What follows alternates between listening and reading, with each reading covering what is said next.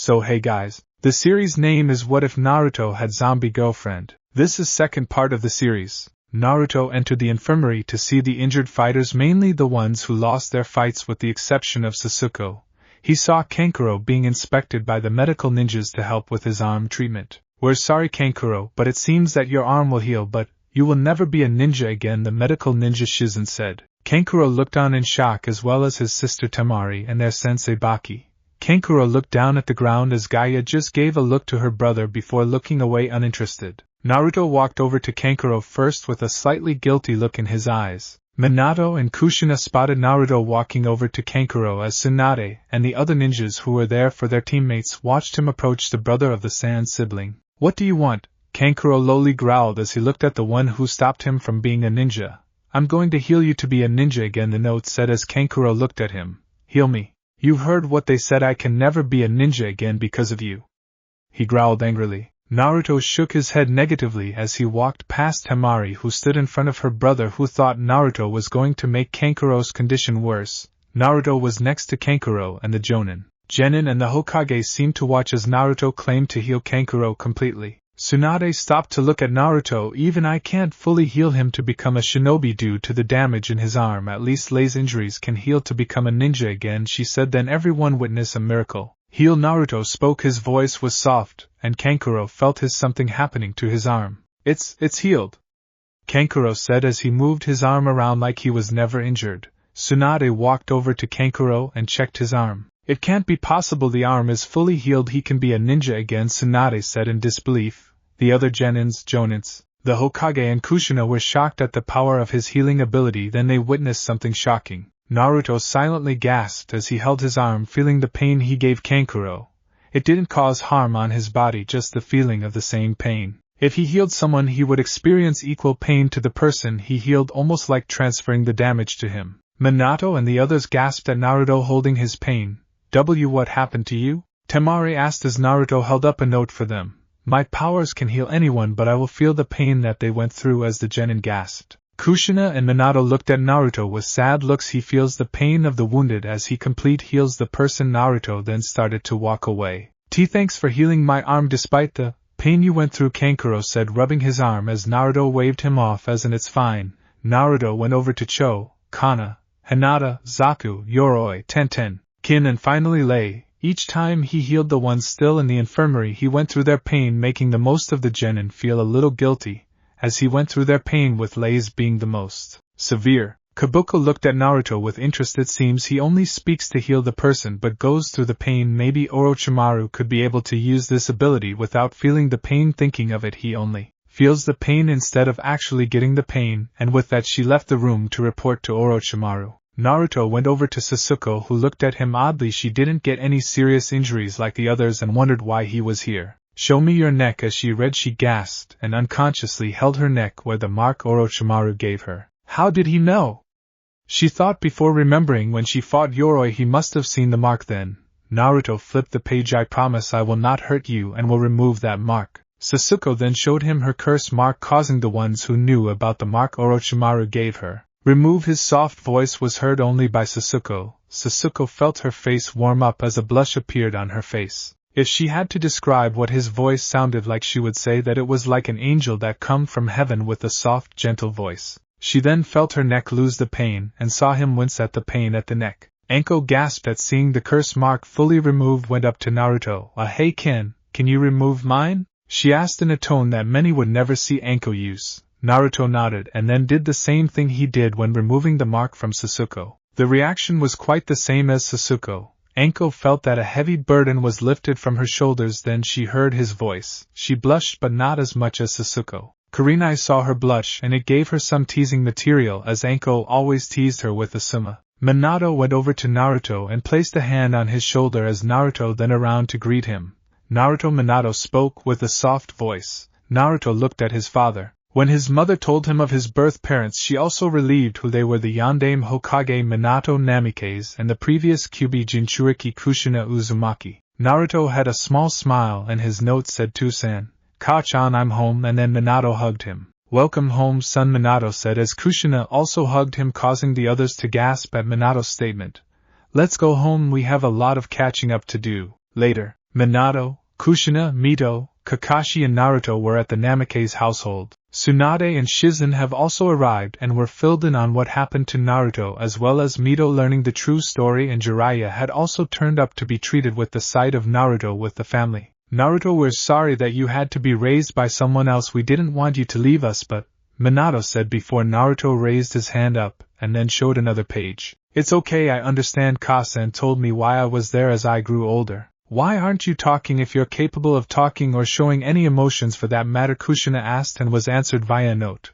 I can't speak as it is connected with my power, same as my emotions. However, my powers have a side effect on me, as you saw with me healing those in the hospital, severe pain, feeling pain of others, immense strain, intense headaches, etc. Why is your hair silver, you, and what's with the armor? Mito questioned, as the others also wanting to find out. My armor suppresses my powers, and without it my powers can be dangerous and cause major damage to those around me and the world. The only place I can keep it off is when I am with Kasan, and she won't be affected by my talking as well. And why my hair is silver? It turned silver as my power started to emerge properly. Kasan, the Shinigami, is a woman, everyone thought. Minato smiled at Naruto. I'm glad to have you back, son. I really wish you could talk to us. Naruto. Kushina sighed sadly. Then Naruto's mischievous side came into play as he subtly performed the genjutsu. Genjutsu. Ka-chan, I really miss you.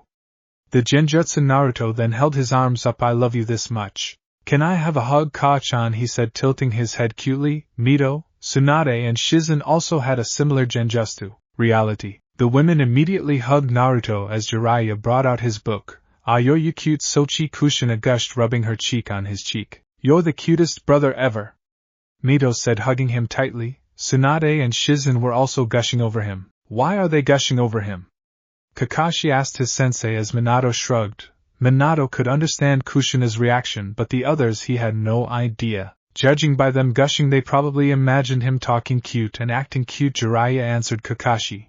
None of them noticed that they were put into the genjutsu. After the women regained control of themselves, they were back at the table talking, or in Naruto's case talking. So what did the Shinigami teach you while raising you? Kakashi was the one to ask this time. Naruto wrote for a bit in his book before showing them. Kasen taught me some techniques that are what you expect from the Shinigami. A few genjutsu.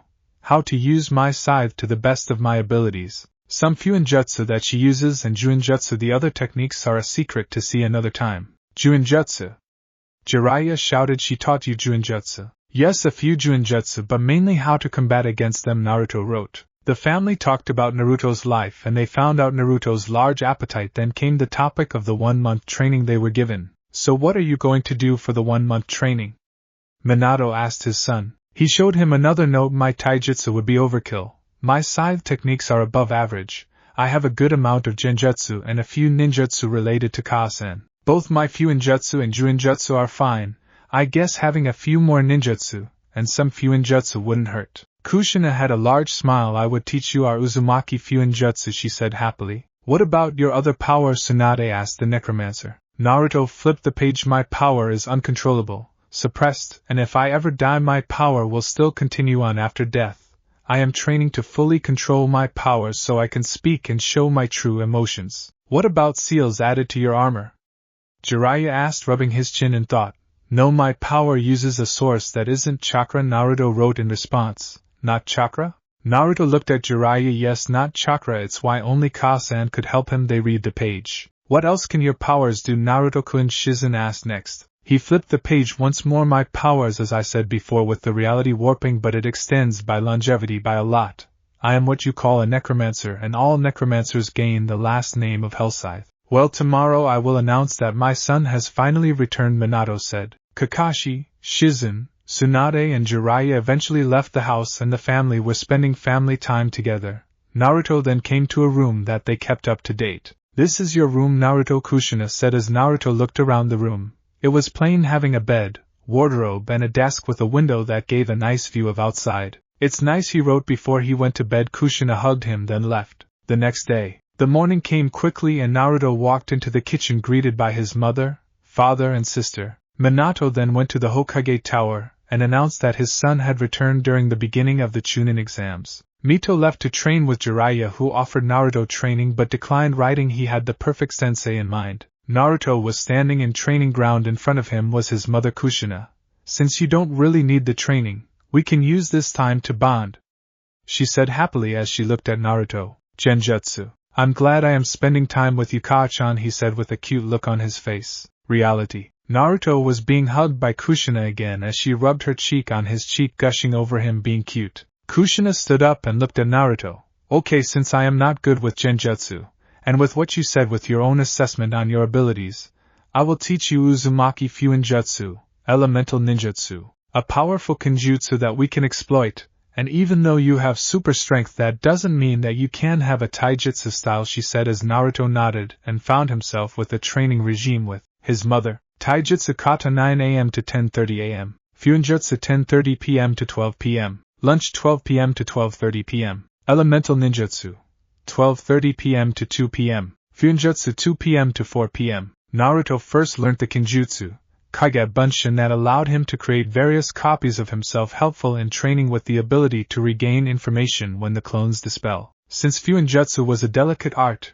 and would take much longer to learn, they scheduled it for more than once. Kushina taught Naruto the katas for the Uzumaki Taijutsu, which revolved around speed. Then he learnt about Fuinjutsu, while his adopted mother taught him mainly Junjutsu with a bit of Fuinjutsu like the Shiki, Fujin, Dead Demon Consuming Seal, Shiki Fujin, Kai, Dead Demon Consuming Seal, Release, Jigo Jubaku no In, Self-Cursing Seal, and others, the Shiki Fujin. With Kushina he learnt the Kyaku Fuin, Contract Seal, Kongo Fuza, Adamantine Sealing Chains, and many others, including the Uzumaki sealing technique. His seals started with the basics and slowly started to go more advanced, which made Kushina happy since she had one child willing to learn Fuinjutsu. He then started to learn wind and water jutsu from Kushina, who taught him jutsu like Suiton, Suryodin no Jutsu, water release, water dragon bullet technique, and Futon, Kate and Shuriken, wind release, rotating shuriken. At the end of the month he eventually learned the Shusho Fuin, 4 symbol seal, and Hak no Fuin Shiki, 8 trigrams sealing style. After finishing training one day he found the Uzumaki clan's masked storage temple. Flashback. Naruto found himself in front of the Uzumaki clan masked storage temple even though it was abandoned, but Naruto seemed to like it. The building itself was in a bad condition. Entering the shrine he looked over to the Oni masks and sensed one with more power than the other masks. Naruto created a few clones and ordered them to clean up the place during his training, and within a few days the clones did a wonderful job making the temple looking new, and the temple itself was pretty big, enough for him to live here himself. Using both his Fuinjutsu and Juinjutsu skills he created a barrier around the masked storage temple and even fixed up some rooms for the future. He did need a place to stay in the future besides the realm of the dead and his birth parents' house after all. Flashback end. 1 month of learning the Uzumaki Taijutsu style, water and wind jutsu and Fuinjutsu that he practiced over and over again until he could do it blindfolded and with his feet at the same time. He didn't know why his mother made him do that, but it worked, probably in case he can't use his hands for some reason. He was glad he learned the Taijutsu style, as before it was just a matter of freestyle fighting, and it was something taught in his family, making it even more special. Naruto was now standing in the stadium next to his fellow genins as they stood in a line,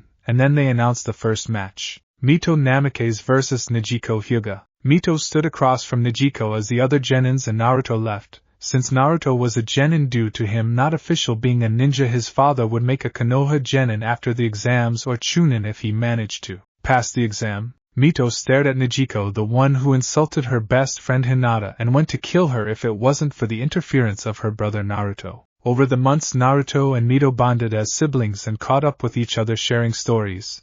Mito told Naruto of the time with the battle of Haku and Zabuza and her pranks within the village. When Naruto was announced as the Yandame's son, Mito brought her to meet her friends who were also in the exams, and he even met Ayame Ichiraku and her father Tuchi Ichiraku, who treated Naruto the same as Mito. They were surprised by knowing that he was Mito's twin. Genma Shirane looked at the two genin. He was one of the 3 members of the Hokage Guard platoon consisting of himself, Rado Namishi and Iwashi Tadama, and learnt the Haraijin no Jutsu, Flying Thunder Formation technique, that can only be used when the 3 are together. He was currently the proctor of the final round matches after Hyade's death. Hyade's lover Yugao is still mourning and was given time off. May the first match of the finals begin. Mito started the fight by creating shadow clones while Nijiko activated her Byakugan, Mito's shadow clones headed towards Nijiko as the real Mito stayed back. Nijiko easily used her Jukin to dispel the clones as Mito created another set, making a circle around Nijiko, who once again swatted them away like flies. Mito uses this time to create even more clones as Nijiko looked towards them as they all charged towards her. Nijiko activating her Byakugan again and started to fight the clones as Mito watched in shock. "I can't even get close to her," she said. "Do you think I would fall for a trick like that?" Nijiko asked as she started running past the clones and hit Mito with her Jukin. "You're the real one, aren't you?" she asked as Mito. "I told you it was pointless." He. "Oh yeah." Mito looked up at Nijiko. "And I told you it was a mistake to count me out," and then Nijiko's shock, she burst into smoke. "But how?" Nijiko said before turning around to see two clones coming towards her. "She held one of her clones back to deceive me, to lure me into a trap." Mito punched Nijiko, but it didn't connect as Nijiko spun around, sending Mito to the floor. That's one of Nijiko's special defenses and can see almost 360 degrees with her Byakugan. That's when his real defense comes into play. Tenten thought as she watched Mito surround Nijiko with clones as Nijiko spun around when she got close. "Hakusho Kaiten, 8 trigrams palms revolving heaven," Nijiko said as she spun around destroying all the clones. She then got into a stance. "Hakurokukin show, 8 trigrams 64 palms," she said as she hit Mito over and over again. 2 palms, 4 palms, 8 palms, 16 palms, 32 palms, 64 palms. Nijiko sent Mito flying to ground as Gunma walked over and was about to end the match. "I have struck all 64 of your chakra points. You're lucky to still be breathing," as Nijiko looked down at Mito, who remembered Lei and Hinata's fights. "No way." Mito slowly stood up and panting. "Impossible, how can she?" Nijiko wondered out loud. "I told you. I just don't know when to give up," Mito said with a weak grin. "Stop this madness, you'll only get more of the same." "I have nothing against you personally," Nijiko said before Mito explained why she had a problem with Nijiko and mocking Hinata, and Nijiko showed her curse mark and told of her past before striking Mito's chest, sending her back. Nijiko looked at Gunma. "It's over, call the match." Nijiko then started to walk away. "Don't walk away. I don't quit or go back on my word, that's my ninja way. You don't what it is like to have a mark that can never be wiped away." Nijiko yelled at the Namikes. "Oh yeah, I know what that is like, so big deal, who cares, you're not the only special one around here," Mito said, thinking of her carrying the Kyuubi and her brother's uncontrollable power. "You can't even use your chakra, how can you use it against me?" Then Mito got an idea with the fox. "Hey fox, if you're there, lend me your chakra," she thought before the fox responded, and Nijiko told the proctor to end the match as Mito put up a hand seal. "It's pointless," Nijiko said. "Why bother?" The ground around Mito started to whirl and red chakra coursed through her body, shocking Nijiko as she saw an image of a fox. Gaia's eyes went wide as she sensed the Mito's chakra. It was like the Ichibi's chakra. "Here it goes," Mito said as the chakra surrounded Mito before disappearing from view.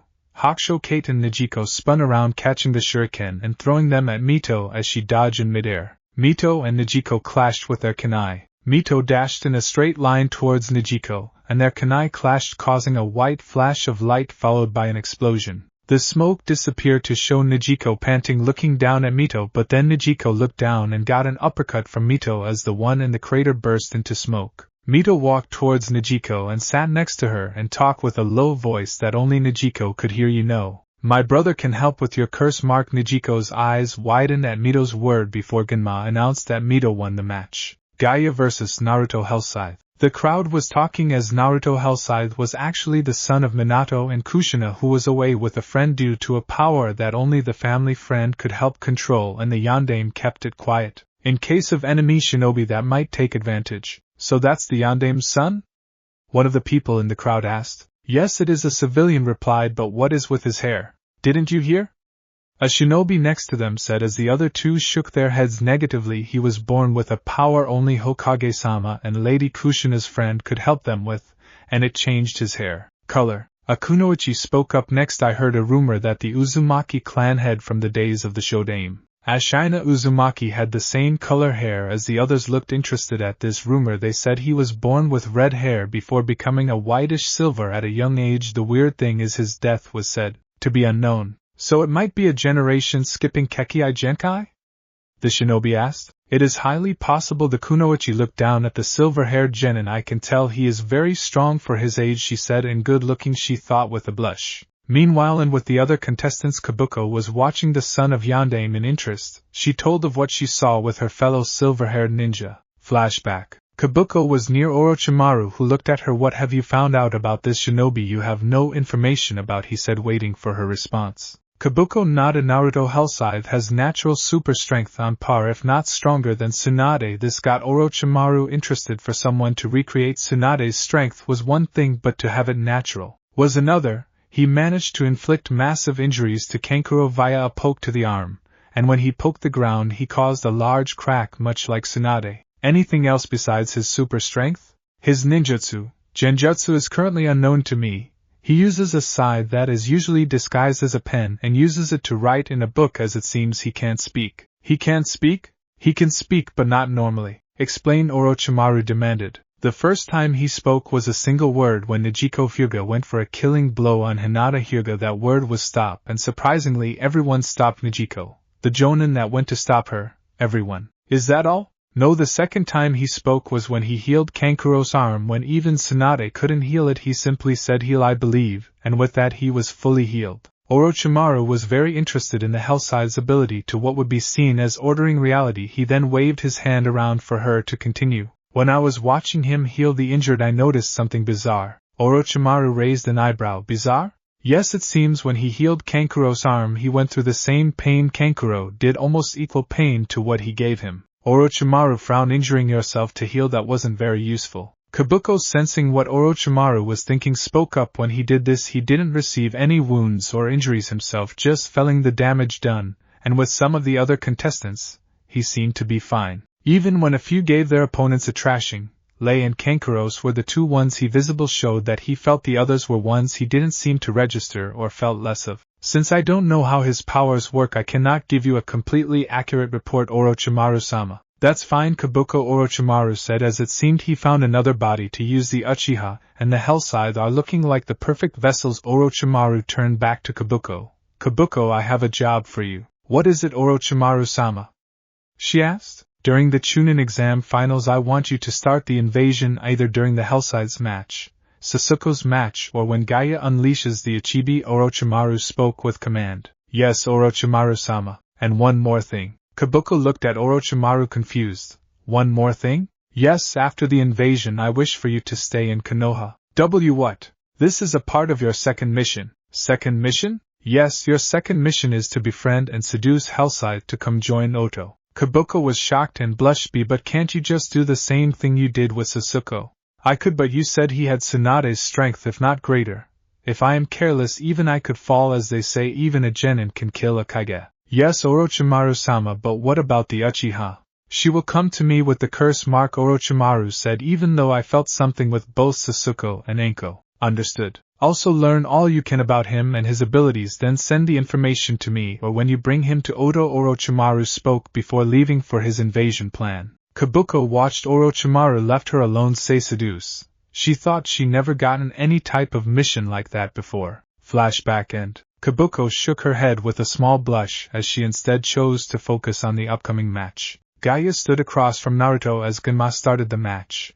Gaia stood still as her sand went towards Naruto, who dodged to the left as the sand hit the ground. Naruto went through some hand seals with shuriken he threw into the air. Wind release. Kaiten shuriken. Naruto thought as his shuriken were infused with wind chakra and then sent the chakra towards Gaia, which the shuriken attacked the sand that she was deploying. Comparing the training between his adopted mother and birth mother, his adopted mother taught more on his necromancer abilities and controlling them than chakra control and jutsu. She did teach him genjutsu, juinjutsu, fuinjutsu and some ninjutsu, and his birth mother taught him a taijutsu style, ninjutsu and fuinjutsu. He wanted to save his mother's techniques from the realm of the dead a secret for now. If he was to be ranked, he would be a chunin with his skills. Naruto grabbed his pen as it changed into a scythe, as he held it back preparing for a swing. Kamazanshu, scythe beheading, he thought as swung his scythe to the side, releasing the attack, pushing the sand away back to Gaia. The Kamazanshu was a technique that Naruto learnt in the realm of the dead. It was designed for beheading a target quickly and if needed from a distance. However, it can also target other parts of the body. Naruto just focused on cutting the sand as he planned his next attack. Gaia was making sure to stand away from Naruto after witnessing his strength, but that also made her crave for his blood. The redhead launched her sand as bullets towards her silver-haired opponent. Naruto spun his scythe around in a circle very quickly to block the sand bullets, and then formed a hand-seal Kage-Bunshin no Jutsu. A single clone appeared next to Naruto, who looked at the original and nodded. Kosakama, cross scythes. Naruto and his clone both swung their scythes and released an X-shaped cross, and the X-shape cut through the sand towards Gaia. The Kosakama was a technique created by Naruto after getting access to the Kage-Bunshin. He used the same technique of the Kamazanshu, but this was made purely for mid-range to long-range instead of any range of the Kamazanshu's all-range abilities. The best thing about it was since he could create a bunch of clones and increase the power of the technique with 3 sides, 4 sides, so on and so on. Gaia tried to protect herself with her sand but was forced to move but got an attack from behind. Kamazanshu, Naruto thought as he swung his scythe, and Gaia used her sand to block the attack as his clones disappeared from existence. Temari and Kankuro were watching the fight and were surprised that he made her move. In Suna, Gaia was one of the strongest in the exams. Gaia was considered the strongest until Naruto match. They were really worried about the invasion plan, especially with Naruto turning out to be the Yandame's son. Gaia looked at her opponent. You will be the one to truly prove my existence. Naruto looked at Gaia with a tilted head. Existence?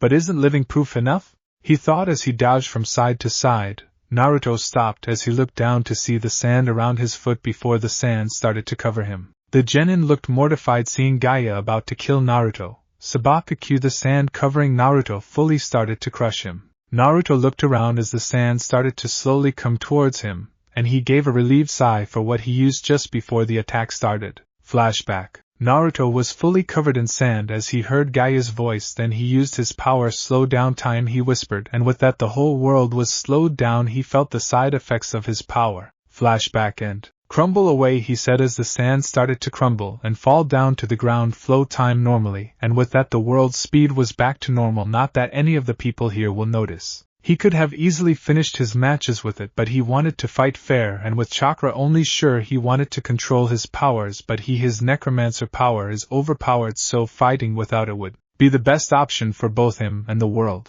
And no way, Temari gasped. That's impossible. No one has ever gotten out of Gaia's jutsu before, Kankuro said in disbelief. Gaia looked at Naruto as he survived without a scratch. She grinned. He was a worthy opponent. No wonder why her mother wanted him to die.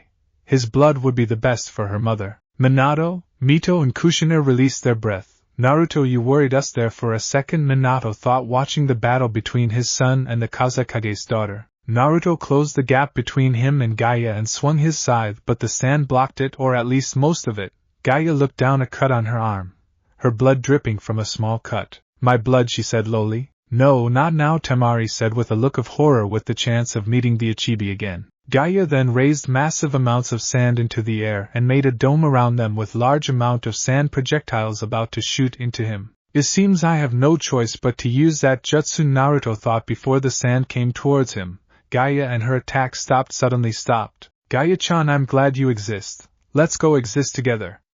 Naruto said cutely, waving his hands around. Reality. Gaia stared at Naruto as the dome slowly fell apart as she slowly walked towards him. What are you doing?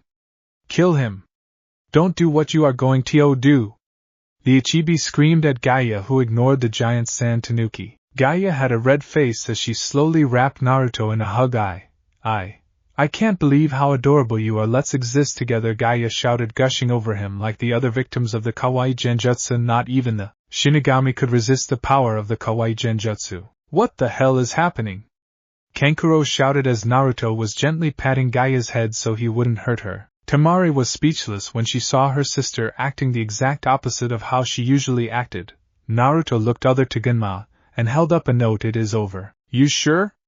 Genma asked as Naruto pointed to her actions and holding up another note. Look at her, this is going to change anytime soon. Trust me, I know. Genma read the note before declaring Naruto the winner. As Naruto was sitting on a bench, Gaia's eyes slowly opened as she yawned cutely in Naruto's opinion and looked up to see Naruto with a small smile before realizing what she just did with Naruto in the middle of a battle. You fell asleep earlier and I decided to take care of that seal for you. Can now sleep now. Gaia read the note and didn't know what to say. She did fall asleep and didn't kill anyone. Orochimaru appearing. Gaia looked at Naruto. Thank you, she said as she hugged him. Being able to sleep without killing She then blushed again and thought she saw a teasing look in his eyes. It was then that Kabuko decided to activate the invasion Nien Shoujo no Jutsu, Temple of Nirvana technique. Feathers started falling from the sky, putting various people to sleep, and the invasion started. Are you helping? Naruto wrote his note. Gaia looked back at him with her emotionless look with reddened face. Yes, me and my siblings will help with the invasion. Thank you, Gaia-chan. I promise that I will make sure you and Suna are left alone with only Oto to blame. Don't worry about me convincing them, I will make it happen, he wrote as Gaia smiled. The Necromancer and Ichibi Jinchuriki went to help stop the invasion. The invasion of Konoha was underway as the Suna and Oto shinobi started to fight against the shinobi of Konoha. The Konoha, Suna and Oto shinobi when San started to attack Oto and Suna while only killing Oto ninjas. Jiraiya summoned the toads to help against the numbers and the snakes summoned by the Oto ninjas, while Tsunade summoned her slugs to help with Konoha's injured. Kushina was using her Kongo Fusa, adamantine sealing chains, to attack the opposite forces, while Minato was facing off against Orochimaru. Many of Konoha's shinobi realized that if a Suna ninja was fighting on their side, then logically Suna must have been tricked, right? Naruto looked over the village from the second Hokage's head. Naruto-sama! A familiar voice called out. Naruto turned his head to see a very familiar face. If he was a pervert, he would have a nose bleed like that white-haired godfather of his he met over the month. The familiar person was a female with green eyes and long black hair and a high ponytail with a few locks of hair to dangling on either side of her face. She also possesses glamorous proportions and is very well endowed, and she was wearing clothes that emphasize her breasts. This was Seraphim, or Sarah for short, and she was a ninja. Not any type of ninja but a vampire ninja. She was Naruto's servant and childhood friend when he was in the realm of the dead with his mother. His mother took him on a trip to see the world and learn about it. For some reason she wanted to become his servant, however he declined, making the girl depressed until he wrote that he wanted a friend. This resolved the problem, and his mother took this time to tease Naruto about it. She also approved. Other the years and they grew, especially Seraphim. She made herself his servant despite him writing otherwise. His mother's teasing skyrocketed after this. I thought I wrote you to call me Naruto. No, Sama. Naruto held up the note. Sorry, Naruto, Seraphim said, but why did you leave without me? I've been looking all over the Element Nations for you for a month. It wasn't until your mother told me where you were. Naruto remembered he ditched Seraphim on his way here. He did this for a few reasons. 1. A misunderstanding would have been caused, especially with the white-haired pervert. 2. He didn't want her to get into family affairs in case something went wrong. Sorry, Seraphim. He flipped the page. Seraphim looked down at the village. So this is your home village? She asked him, which he nodded. Is this an invasion? Naruto nodded again and wrote down the events that happened. Do you want me to help? Naruto gave her a piece of paper. Only if you want to. Sarah looked at him. What about you? Naruto twirled his scythe in his hands, giving Sarah the message. Naruto wouldn't use his powers due to the side effects from his powers on his own body, and besides the unbalance of the world, it had many consequences. Stay here, I'll be back, Naruto wrote before he started to walk as he felt Sarah's hand on his shoulder. If you're going, then so am I, she said. Naruto stood there for a while before writing, I don't want to lose you. As your wife I will be by your side, she said with no room for saying no. Seraphim and Naruto were considered married due to Seraphim's customs. A kiss from the opposite sex was a sign of marriage. When Naruto and Seraphim left, that had kissed. However, it was an accident the first time, as getting out of the portal caused Naruto to trip. When Sarah told her about the customs about them being married, both of them confessed their love of each other. His mother was going to tease him when they get back. Naruto had a small smile that Sarah saw, and she also smiled. They went into the fray together to help the invasion. Minato vs. Orochimaru. Minato was staring down Orochimaru. Why have you come back, Orochimaru? Was it Sasuke? Orochimaru chuckled. Kakuku. At first it was Sasuke, but now I have 2 targets. 2 targets? Yes, who knew that the Hellscythe was your child? Minato's eyes widened. You are after my son. I just might. The snake Sannin said. Did you know that Ashina Uzumaki was rumored to have a power much like Naruto? What? I don't know if it's true, but whatever it is, I will have it. Orochimaru then summoned 2 coffins. The coffins opened to show Shodaime Hokage, Hashirama Senju, and his brother Tobimaro Senju, the Nidaime Hokage. Lucky enough for Minato, Tsunade joined him on the battlefield along with Kushina, Genin vs. Suna and Oto. Mito punched Oto shinobi across the street as Sasuke sent a fireball down the same street with the other Oto ninjas are. Shika, Cho and Ino were using their family's techniques together. Fongshan Ino Shikacho, Formation Ino Shikacho. Kana, Akane and Shino were dispatching the shinobi with their clan techniques. Sakura and Hinata were escorting the civilians. Tenten was helping the daimyo leave Konoha. Nijiko and Lei were also fighting the shinobi. Temari and Kankuro chose to side with their sister Gaia as the three of them fought Oto while directing the Suna to leave. Naruto and Seraphim versus Oto. So we are only fighting the ones with the music note? Sarah asked her husband, who nodded. The shinobi of Sunagakure all started to retreat from Konoha.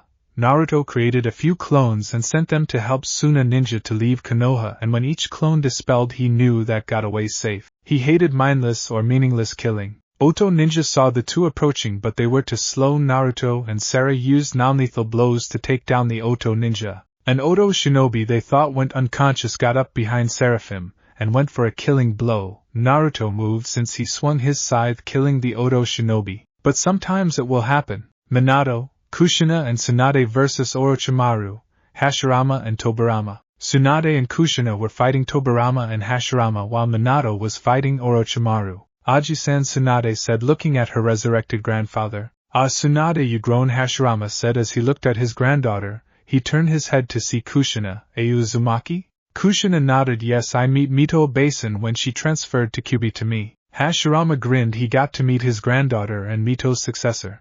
Tobirama looked over at his brother, and then to Orochimaru. Damn him for using Kuchios. Edo Tensei, summoning, impure world reincarnation. I thought I destroyed all traces of that technique, Tobirama growled. Orochimaru placed two kunai with tags into the back of the past Kage's heads just as Hiruzen arrived. Minato threw his own kunai at Orochimaru. Hiration, and I know Dan, Flying Thunder God. Second step, Minato said as he teleported to his kunai behind Orochimaru. A blue sphere orb of chakra headed towards Orochimaru Rasengan. Orochimaru dodged the spiraling sphere of chakra as Hiruzen looked ready for battle in his battle armor, as he summoned Monkey King Enma. Henge, Kongonii, Transformation, Adamantine Staff. Monkey King Enma said as he transformed into a staff as Hiruzen grabbed said staff. Kawara Shuriken, Roof Tile Shuriken. Hiruzen said, calling out his jutsu as the roof tiles starting spinning towards Orochimaru much like Shuriken. Kushina was fighting Tobirama with her Kongo Fusa and placing down ceiling tags on the ground to activate later. Tobirama stepped on the ground and the ceiling tag barrier activated, and he got constrained by many thin formula threads. While Tobirama wasn't in control of his body and having a blank face, he was surprised by Kushina. A true Uzumaki to get me in a seal. I only just noticed it until I got close while my body continued regardless, Tobirama thought as his body and face showed that he was like a puppet. Kushina had a grin on her face. Never mess with the Uzumaki databang, she said proudly. I hope Mito and Naruto are alright. Tsunade was fighting her own grandfather as Hashirama grew trees around them. The slug princess dodged the attacks while getting in close to Hashirama. Tsunade got close to her grandfather for her own technique. Tsutenkyaku, Heavenly Foot of Pain. Tsunade raised her leg high with a falling axe kick with her chakra-enhanced strength hit her grandfather causing a large crater. Such monstrous strength, you've grown, Tsunade.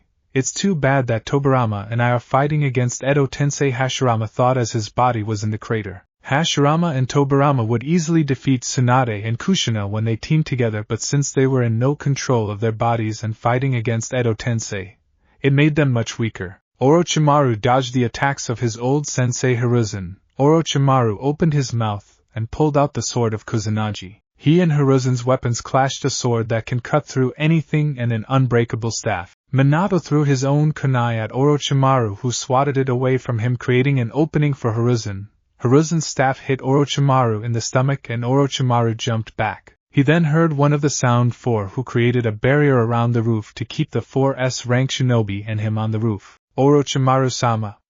Someone broke through the barrier, Kadamaru shouted. Orochimaru blinked. Someone broke through? But that's not all. Suna is retreating from the battle. The Sand siblings have changed sides at the beginning of the invasion. What? The Snake Sannin yelled. It's time to fall back. The Sound Four nodded and dropped the barrier to then the Oto ninja and their leader started to leave Konoha. Hashirama's body got up and Tobirama was still bounded by seals. Hashirama's body stopped confusing Tsunade and Kushina until he fell over. Behind him was Naruto. Naruto then walked other to Tobirama and did the same thing, whisper, and the body of Tobirama fell over. The souls were free, no longer bound by Edo Tensei, so he has the same power as Ashina Uzumaki. The soul of Hashirama thought as he was starting to leave the plane of the living. Ashina's successor. I hope you are seeing this, Ashina, you would be proud. Hashirama smiled as he left the realm of the living. Tobirama's soul also left the realm of the living as he also looked at the necromancer. So what Ashina said was true. If one were to fall, another will rise. With that thought, his soul left. Naruto looked at the two bodies that were used for the Edo Tensei, Kintsuchi and Zakuabumi. He placed his hand on both of their heads as his eyes became pure white. Saibanken, judge, Naruto thought as he was looking through their memories to see their lives. Saibanken was used to judge souls for either a good afterlife or horrible afterlife. It was also useful to get someone's memories. The souls that go into the realm of the dead usually are already processed as soon as they enter the realm of the dead. Using the technique on the living will cause them to be judged and on the recently dead as well. Naruto's eyes returned to normal. He saw their memories. Zaku and Kin both were found by Orochimaru, but after Zaku joined Orochimaru he killed regardless, while Kin only killed when it was the only option in Oto. Naruto had a small smile on his face. He always wanted to do this, but he wanted to wait for someone who deserves it.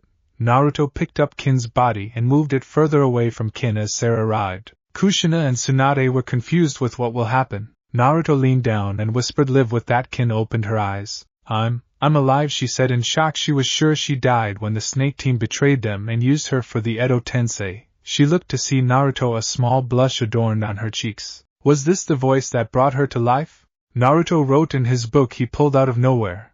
I have a lot to explain, but this will have to wait for now. Naruto then walked over to Zaku and placed his hand on Zaku Kojin no Saikyo, passing away the deceased. Zaku's soul was then sent to the realm of the dead and the body disappeared. The Kojin no Saikyo sends those who cannot pass on to the afterlife as well as the recently deceased. The bodies, however, had a different effect. The bodies either go to the realm of the dead's crypt, or be destroyed and left as ashes. This effect on a living person is unknown as it hasn't been used on the living. To tell if the body will be turned into ash, it was usually when the body was mostly destroyed. Naruto visited the crypt once and saw a few bodies of powerful shinobi. It seemed the most powerful bodies that were sent to the crypt stayed there. One thing everyone knew was that the invasion was finally over. Later, so you're telling me you're a necromancer who can warp reality with your voice and possess superhuman strength that is on par if not stronger than Tsunade, Kintsuchi said as the necromancer who nodded. Kin looked to Seraphim. You're a vampire ninja who is his best friend who decided to become his servant. Then the two of you got married when you kissed due to your customs, she said as the vampire ninja also nodded. And finally I was the first person you revived from the dead, and now I'm a zombie who will live forever like you, she asked as they both nodded. Kin fainted. It was a lot to take in, and she also needed to learn her new powers and abilities. Naruto looked over to Seraphim as they sat in the Uzumaki temple. You like it? Naruto wrote in his book as Sarah smiled at him. I love it, a place to call our own, she smiled. They now had a place to live in the realm of the living as well as the realm of the dead. Naruto had a small smile on his usually impassive face as he remembered introducing her to his birth parents, as well as helping Suna and keeping Kin from being interrogated. Flashback. Naruto looked at his birth parents as Kin and Seraphim were by his side. So Naruto, who is this? Kushina asked the girl who seemed to be very close to her son. Not only were the five there alone, Hiruzen, Mito, Jiraiya, Tsunade and Kakashi were also there. Jiraiya was giggling perversely as he was looking at Seraphim's cleavage. This made Naruto a little angry, seeing his godfather staring at his best friend and wife with those eyes. Naruto and Seraphim both threw a shuriken at the white-haired pervert, Naruto's being metal and Sarah's being leaves. Don't look at me with those eyes, you perverted old man, Sarah said as Naruto nodded. To answer your question, I am Naruto's wife. What? Everyone shouted. Naruto and Seraphim then explained the customs of Seraphim's family, and Naruto was relieved that his father wouldn't blame Suna for the invasion. Naruto then told Minato about the missions Konoha was getting from the Land of Wind's daimyo. Minato nodded as he heard that Suna was getting fewer missions and wrote down to place more missions for Suna in a new peace treaty. They were almost over with talking about Sarah and Suna, but Minato looked at the former sound shinobi as Ibiki walked close to her. As soon as Ibiki grabbed Kin's shoulder, a scythe found its way to his neck. Naruto, what are you doing? Minato asked. Naruto looked at his father, then at Ibiki, then Minato understood. Ibiki, stand down, the yondaime said. Hi Hokage-sama, Ibiki said as he let go of Kin and walked over to the Hokage. Naruto showed them his notepad. I revived her, she is my follower now. She might have information on Orochimaru. Minato tried to reason with Naruto. Naruto looked at his birth parents, and whispered, no one in Konoha will touch her, as she will be under my protection, and she is free from any charges. Minato looked at his son. Kintsuchi is free from any charges and will not be touched as she is under Naruto's protection, Minato said. Ibiki then left the room nodding. Minato then smiled as he brought out a Konoha forehead protector and handed it for Naruto to take. Naruto placed a hand on the forehead protector and pushed it away. Don't you want to be a shinobi? Minato asked as he looked at Naruto. Naruto shook his head and wrote, killing isn't for me, and I don't want to be tied down to a place that could use me as a weapon and giving a village the edge. A necromancer is meant to be neutral after all. The family looks at this. You'll stay though, right? Kushina asked her son. I have a house here I was working on, so I will be here in the village. But I will eventually return to the realm of the dead. Kasen deserves to know about me being married and more training with what she can teach me. Naruto wrote this made the family somewhat happier. At least they could see the son since he has a house in the village. Minato then gave him a wrapped gift, and Jiraiya also gave him a gift with a wink and thumbs up. Flashback end. Naruto moved Kin to an empty room with spare bed in the temple, and then he went to room he was in with Seraphim. On his way there he saw a Chunin vest and Konoha forehead protector. Even though he wasn't a shinobi, they gave him as the judges chose to make him a Chunin. Naruto looked at Seraphim to see if she was ready, who nodded. They were going to the realm of the dead, but then they heard a knocking on the door which caused Naruto and Seraphim look at each other. The temple has both Fuinjutsu and Juinjutsu around it to keep people out. Seraphim opened the door to reveal a body of a man with the head of a Doberman. Hello, my name is Kerberos Wansart. I am here since a soul hasn't passed to the realm of the dead, the watchdog of the underworld said. Naruto did revive a girl recently, Seraphim answered as Naruto walked to see who it was. Naruto-san, Kerberos said, so is it true you revived your first zombie?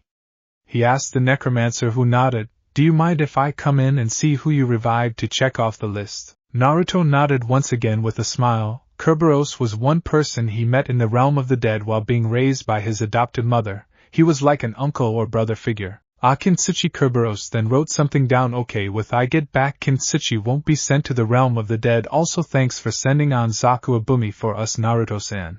My head, is that a Doberman? Kin asked as she woke up quickly. Seraphim then explained what happened and that they were going to the realm of the dead. Realm of the dead. Naruto, Seraphim, Kin and Kerberos were now in the realm of the dead. Well, I'll see you later, Naruto-san, Kerberos said as he waved and walked away. Naruto wanted to be ready for meeting his mother again.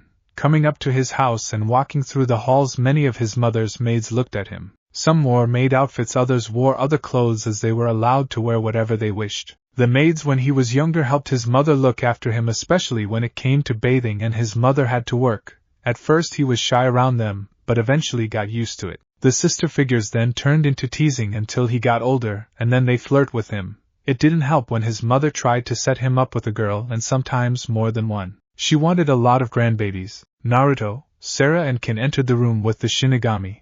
The Shinigami looked up and she looked the same as many years ago, not changing a single bit. Naruto-chan, his mother said as she walked other and hugged her son as Naruto hugged her back. The Shinigami is a woman, Kin thought. So how was meeting your birth parents? She asked as Naruto explained to her what happened as Kin and Sarah waited. The Shinigami walked over to Sarah, her arms raised in front of the vampire ninja, and grabbed her into a bear hug. You're married to my son, daughter-in-law, she said happily. Maybe I can get more grandbabies, she thought as she remembered the girls Naruto had met and Kin. Naruto and his mother spent some time together, and Seraphim and Naruto also spent some more time together. His mother teased both of them a lot. Naruto also taught Kin how to use her new zombie powers. Kin no could use more than 100% of her strength, as well as immortality, and the healing factor that immortality had. Her super strength would strain her body, but thanks to her new healing ability it was negated. She also could absorb magic and also learned that she could also absorb chakra. The other thing was that she had black mist when she accidentally revealed while training. They tried to reenact this ability, but however no success. Seraphim and Kin trained together as Naruto trained with his mother. Naruto and his mother were walking to their training room. As the maids looked at Naruto, despite being married to Seraphim, they still wanted him, probably due to his mother's wishes of having a lot of grandbabies. Then he wouldn't be surprised if his mother told them that he was into polygamy. Naruto and his mother arrived at their training room and the door closed behind them. "Are you ready, Naruto-chan?" she asked her son. "Yes, I'm ready, Ka-san," Naruto said. His mother and a few others in the realm of the dead were unaffected by his voice, but he chose not to talk with those in the realm of the dead could hear him and unintentionally warp reality. "I can't wait for my cute grandchildren," she said, happily daydreaming about her grandchildren, a silver-haired green-eyed girl and a black-haired blue-eyed boy. Naruto's sweat dropped at his mother before they started to learn more Fuinjutsu and Juinjutsu, as well as brush up his ninjutsu and genjutsu that he learned from his Ka-san, and also brush up on the techniques that he learned from his birth mother. "How was that, Ka-chan?" His mother stopped suddenly. "Ka-chan? You called me Ka-chan?" She hugged her son, almost making him pass out, but she let go just in time. "Okay, your taijutsu now has a style, your genjutsu is still good, and your ninjutsu is now probably one of your best now thanks to your Kagebunshin. A nice amount wind and water jutsu, and your Fuinjutsu and Juinjutsu is your best specialty," his mother said. "Your necromancer powers are doing well, your strength slightly coming controllable. Your reality warping is still a problem, but the good news is you are starting to control your powers." Naruto's eyes widened and then smiled. His dream to control his powers were slowly coming true. "Now I have a special surprise for you." "What is it, Ka-chan?" he asked. "Hello, Naruto-chan," a feminine voice called out to him. Naruto turned around to see another one of his childhood friends. She had long red hair and gold eyes and a very large bust bigger than Seraphim, and she was wearing short shorts and undershirt. This was Nigleria Nibiro's, or Nene. She was the one who created Naruto's armor. "I heard you got married, Naruto-chan," Nene said, "and here I thought I would be the one to capture you first." "Yes. My wonderful son is married to Sarah-chan," the Shinigami said as she rubbed her cheek on Naruto's cheek. "However, I think polygamy suits Naruto. What do you think?" Naruto just gaped at his mother. He doubted her seriousness to getting grandchildren. He didn't realize she would do this. Yes, that would suit Naruto-chan," Nigleria said. "Maybe I should join?" "Yes, please do," the Shinigami said. Naruto gaped at his mother and other childhood friend. "Well, I'll see you later, Naruto-kun," the red-haired said as she left. Naruto turned to his mother, who was writing something, before turning to Naruto. "I'll be right back, Naruto-chan," she said as she left, and in a second came back. "What did you do?" Naruto asked his mother. "I just signed you under as a polygamist," she said. "What?" Naruto uncharacteristically shouted. "Calm down," she said as he calmed down. "I know what you're thinking, but you are a kind, caring boy. Would you rather hurt your friends, or make them all happy?" Naruto looked down. "You know that answer." "Yes, but I want to hear it from you. I want all of them to be happy. See? This way you can stay with them without breaking their hearts," she said. I guess you're right, but I have to talk with Sarahheim about this though." "Good and God to know that you are taking Sarah-chan's feelings into this. Now let's go for your next training area," she said as they left the room. "Crypt. Why are we in the crypt?" "We are here for your training," she said as Naruto stopped. "What are we training?" "That is a surprise." The two made it to a large stadium-like area. 2 coffins were on the opposite side as he and his mother got closer. "I also brought Kin along with us to help with her zombie training. Me, Nene and Sarah will be watching," she said as Kin walked next to him, and the 2 coffins opened, and out walked Ashina Uzumaki and Yuno, King of the Night.